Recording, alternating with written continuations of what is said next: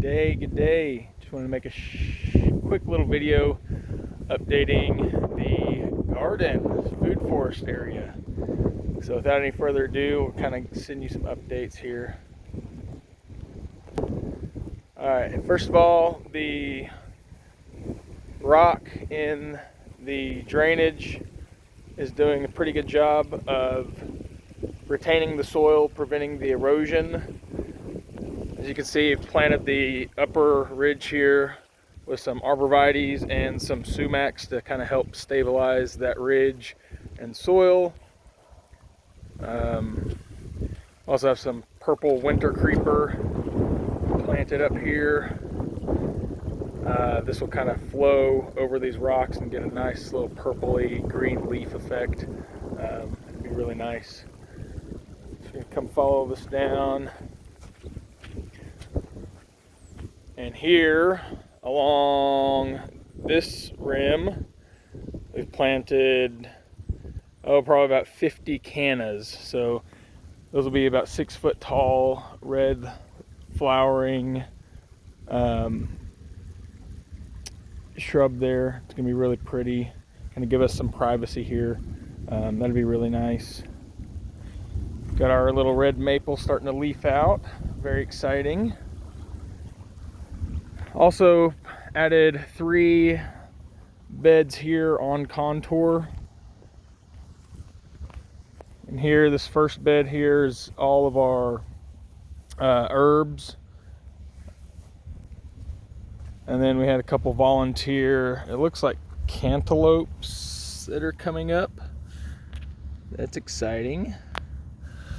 And I just put in that last one a few days ago, so I still need to mulch it. But we have in this second row here, was given some Chickasaw plums, aka sand plums. So we have some sand plums here, and we have some more plums here on this end.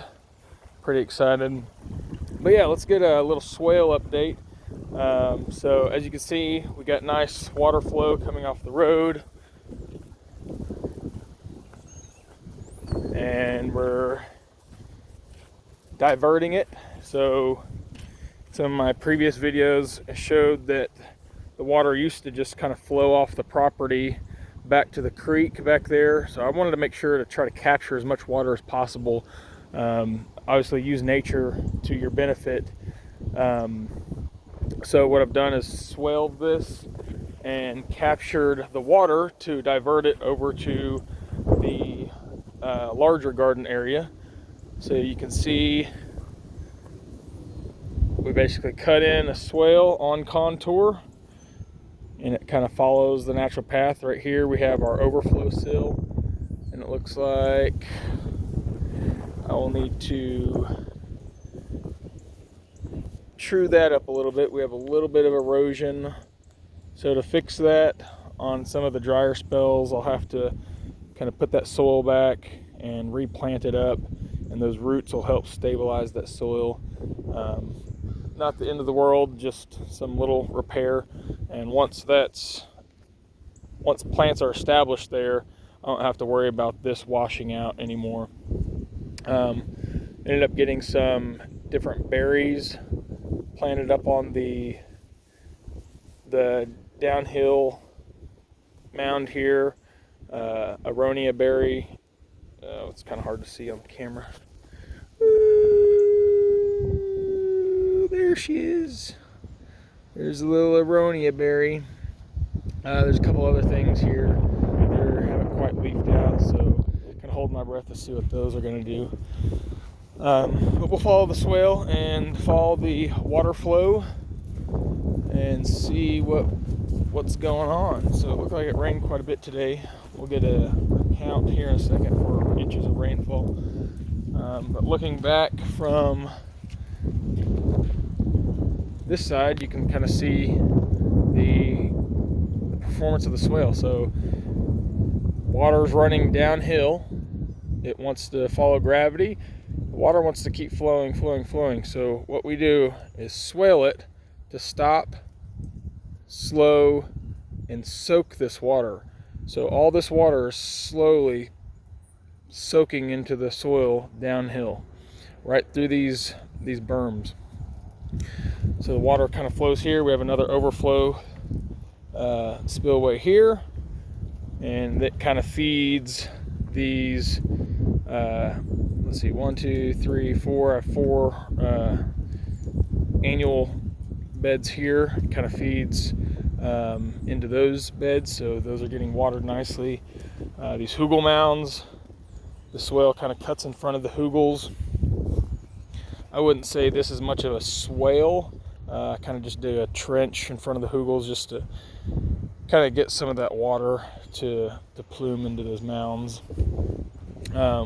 What's nice about this is as the water flows here, it's picking up a lot of the nutrient from the compost bin area. So I didn't really plan on this happening, but it worked out really nice. So as you see, that water is coming from the swale, swooping in and picking up some nutrient from the compost bin, and then coming and depositing it down here on this natural berm we have. And so we're creating a lot of high nutrient topsoil and really good nutrient base down here. So I'm anticipating this hugel mound and this berm up here is going to be flush with vegetation this year. Just kind of coming back up here, getting a little ahead of myself. So yes, majority of the water flows over here to the compost bin, but we also have a little trench cut out here to feed into trenches in front of each of the hugel mounds, so making sure we're storing and soaking as much water as possible. And that's in between each hugel, here and here. And that's kind of this top area. So I'm going to see if I can not get my feet wet. And we'll go check this out. So once the water kind of fills up this area, I have an overflow spill on that side, and then an overflow spill right here. And if we follow this one, this is the latest creation. Kind of follow it through the woods here, and it kind of gets diverted. It used to just all go here, and there's a pathway, which was an old ATV trail before we moved in, and it would just kind of wash out that trail, create big ruts. So I've diverted that water and kind of made a little mini swale trench, if you will, and diverted a lot of this water back over to the orchard area. So we can see here, let me get through this wetness. Oh my goodness, got all muddy.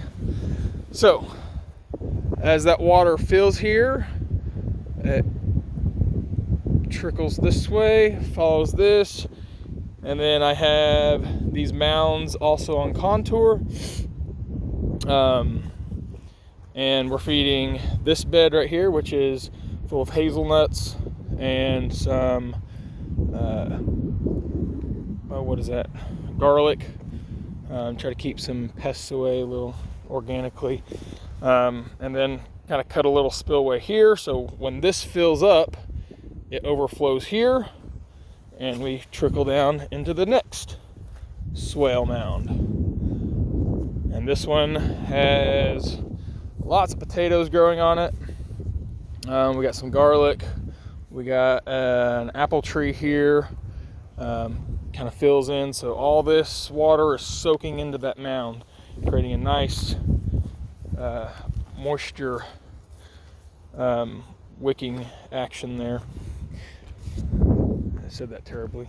Anyways, then we have another kind of overflow here, and we're flowing down into this other swale. Obviously this one doesn't look like it's getting as much water as the other ones.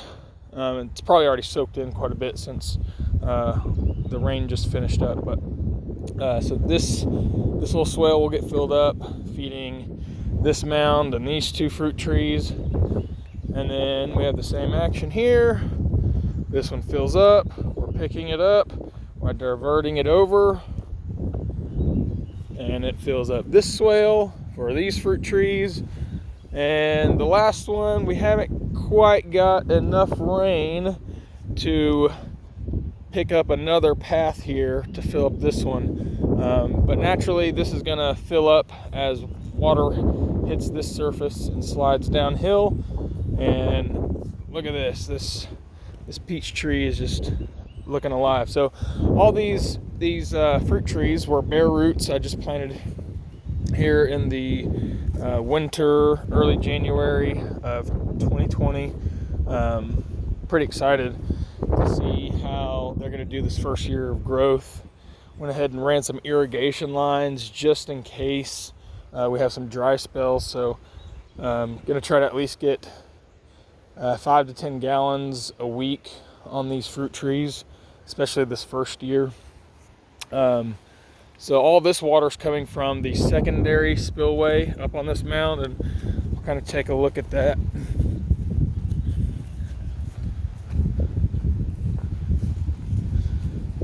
So we're back up here into that natural berm that's kind of holding this water here. So we have another spillway that we cut in over here, and this one I probably need to level out a little more, kind of let this plant life grow up. Starting to kind of cut in a little bit more than I would like it to, because we're going to start getting some erosion if it's all the water flow is concentrated in a small area. We want that water to flow at least in a 4-foot section kind of down, so we're not getting erosion there. Nonetheless, water's flowing down into our final swale. So this look at that. This is what I got to deal with out here. These blackberries will just attack you when you least expect it. You gotta watch out for those guys. But man, they produce some delicious berries. I'm gonna go this way so I'm not walking in water. So all that water from that spillway comes over here and fills up the final swale, which this one naturally populated with, nonetheless, lots and lots of blackberries. So lots of thorn blackberries. I'm gonna let this grow up. It'll be a natural defense for deer for the fruit trees. I had to put some cages around the fruit trees currently because all the fresh new growth on these tender little fruit trees were getting eaten by the deer that were coming foraging around here. So these blackberries will kind of create a natural little fence area.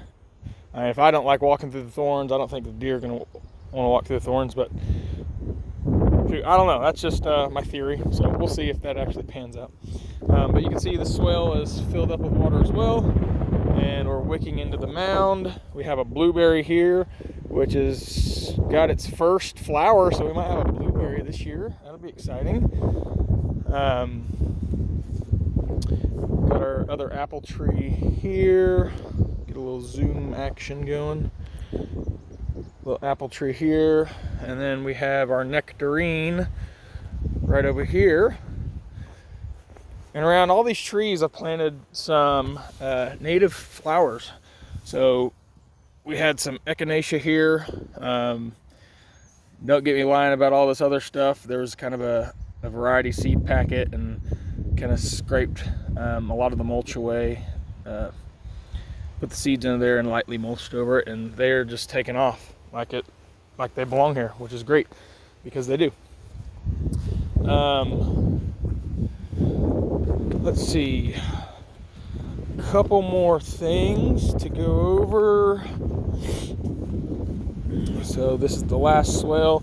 Eventually I will cut in another swale over here to feed off the water flow that way as well. I just think there's too much getting ran down here, so we'll kind of soak some more water in going east, kind of similar to these, but there's a lot to do, kind of priorities, got to keep them in check, or I'll have tons of projects with little progress on any of them. So we have, this swale has an overflow here, and it's kind of flowing down into the wooded area. That thick vegetative growth will slow the water further, allow that moisture to soak in. This area last year was a big pile of trees, dead trees that when our neighborhood was built, they kind of piled the trees here and left me to deal with the problem. So I burnt it, made a lot of biochar, getting that biochar into the compost to kind of help inoculate that biochar and create little hotels for bacteria. This little pecan tree, I'm not sure if it's gonna make it. It looks like it's gonna make it. It looks like we have plenty of moisture in the cambium now, but I was kind of worried that fire got really hot and it didn't burn the tree, but it got hot enough to wick a lot of the moisture out of the cambium, out of this newer growth. So it looks like we're starting to get some buds on it again this year, so excited to see what that one does. Looks like our beautyberry here is starting to leaf out again, so that one didn't get too damaged from the fire. This is going to be a little campground area for the kids. We'll be able to set up our tents here, probably build a little fire ring here. This is going to be kind of a little village away from home, if you will. Kind of pretty excited to get this going. And moving on, one thing I'm most excited about is a volunteer peach that's been on site since we moved to this property. And last year it didn't fruit out. We had a late freeze and kind of killed all the tender flowers. One quick stop here is the Granny Smith apple. It's doing pretty good now. Last year it had a lot of folded leaves, wasn't getting as much moisture as it would like, but this year we're getting some large leaves. This specific variety probably isn't the best variety for Oklahoma. If I could find the tag, I lost the tag. It's a goner. We'll just have to let it grow and see what it does.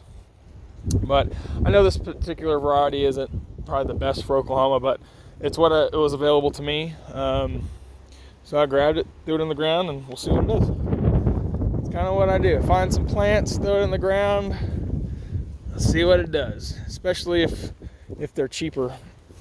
So here's an example of that ATV trail. So previously, before I diverted that water up there, this was just gushing with water. It was like a little river here. Now we still have a concentration of water that I'll probably swale up a little bit to kind of slow this down. For now, I'm not too worried about it. We don't go down here much, and if we do, we're just kind of walking back to this volunteer peach tree that I'm excited about. And we'll kind of walk through here. This is the area I just cleared out. This was full of old dead wood. It kind of smelled really musty because there wasn't a lot of airflow through here. And this pile of wood was, 4 to 5 feet. And we burnt it out over the winter to kind of let some airflow through here. We were getting a lot of funguses on the leaves just because I can't confirm this, but my theory was a lot of this dead wood was accumulating lots of fungus, and those spores were finding their way to the persimmon leaves and to the fruit tree leaves. So excited to see what the results will be this year since I've burnt this, to see if we're still getting those fungus issues. I'll also be inoculating all the trees pretty soon with a compost tea. I just got a compost brewing system, so pretty excited to use that, inoculate with some beneficial fungus and bacteria. So this is the giant volunteer peach tree, and it is fruiting all over the place. It's so exciting. Let's see if we can get some close-ups. There's some peaches. I'm so pumped. So this is probably a 25-foot, 30-foot peach tree. I did some pruning on it this winter just to kind of open up that vase shape in the middle. I cleared out some of these red buds around there to allow more light to penetrate onto this tree. Depending on what this growth looks like this year, I might prune out a little more, and I might try to chop off some of this taller growth to make some more lateral growth for more peach fruit sets. But yeah, very excited. Food forest is coming along exceptionally. If you're not familiar with food forest, to me it's a permaculture technique to work with nature, not against it. So we're trying to eliminate putting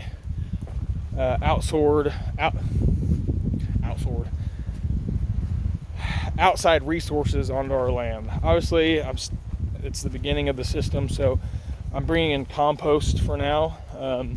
This year, I'll probably be able to make enough compost to self-feed the system. But it's an exciting process. I mean, the whole goal of this system is to be low maintenance but high yield.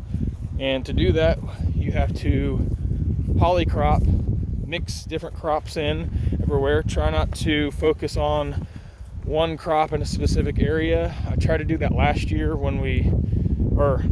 the first year we moved here in late 2020, early 2021. And with this just being a new property, newly developed, a lot of those ecosystems got destroyed during the construction phase. So we're trying to rebuild those ecosystems. Because, I tried to plant a garden our first year here, and there was literally no grass out here. It was all bulldozed over, and there's nothing for the native insects to eat except for my garden. So all the potatoes got eaten, all my peppers got eaten, all the tomatoes got eaten.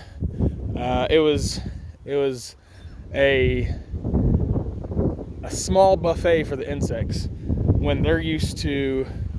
I wouldn't even say it was a small buffet. I'd say that was a small fast food restaurant for the insects when they're used to having all this buffet at their leisure. So that's one thing I'm doing different this year is I'm going to avoid mowing a lot of these native grasses, and a lot of great stuff is coming up like this yarrow, which is great. It'll flower out. A lot of medicinal properties with that. I planted this elderberry here. I'll take some cuttings on it next year. It's got to get a little larger. I kind of struggled a little bit last year with how dry it was. But yeah, the goal here, I'm going to create, I've mowed little pathways, so I'm not going to mow the whole yard, obviously except for the Bermuda by the house. The idea here is let a lot of this grow up naturally. So we create those ecosystems, reintroduce those ecosystems for the insects to thrive in. And when you have insects thriving, you have soil biology thriving. When you have soil biology thriving, then your plant systems are thriving. So it's a natural cycle that starts from the soil and works your way up all the way up the food chain.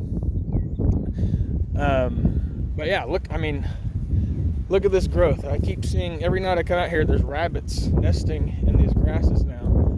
Where last year they didn't have anywhere to hide. They kind of had to hide out in the woods.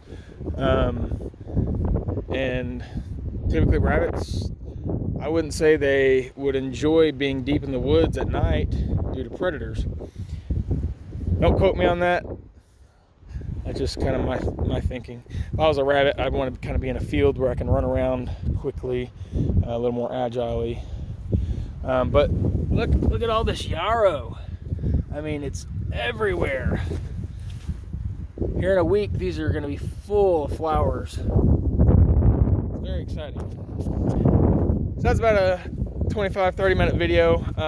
Just want to send a little update because progress is happening. I'm out here every day doing something, and it's very exciting. So talk to you guys later. Hope you have a great day.